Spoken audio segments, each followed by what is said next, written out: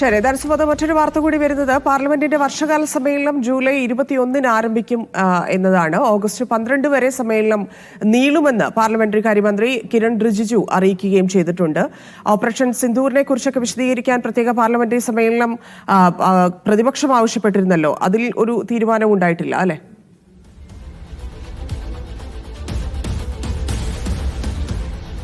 ഒരു പ്രത്യേക പാർലമെന്റ് സമ്മേളനം എന്നുള്ള ആവശ്യത്തിൽ ഇപ്പോൾ കേന്ദ്ര പാർലമെന്ററി കാര്യമന്ത്രി കിരൺ റിജിജു മൗനം പാലിക്കുകയാണ്. ഓപ്പറേഷൻ സിന്ദൂറിന്റെ വിശദമായ കാര്യങ്ങൾ എന്തൊക്കെയാണ് സംഭവിച്ചത് എന്നുള്ളൊരു കാര്യം വ്യക്തമാക്കണം എന്നാണ് കോൺഗ്രസ് ഉൾപ്പെടെയുള്ള ഇന്ത്യ സഖ്യം പറഞ്ഞിരുന്നത്. കാര്യം സർവകക്ഷി യോഗം വിളിച്ചേർത്തപ്പോൾ രാജ്നാഥ് സിംഗ് ഇന്ത്യയുടെ ഏതെങ്കിലും തരത്തിലുള്ള വിമാനം തകർന്നു വീഴുന്നതിനെ കുറിച്ച് പറഞ്ഞിരുന്നില്ല. പക്ഷേ പിന്നീട് സംയുക്ത സൈന്യത്തിന്റെ മേധാവി നടത്തിയ ഒരു വാർത്താ സമ്മേളനത്തിലാണ്, ഒരു അഭിമുഖത്തിലാണ് ഇക്കാര്യത്തിൽ ഇന്ത്യയുടെ കൂടി വിമാനം തകർന്നു എന്നുള്ള വിവരം അറിഞ്ഞത്.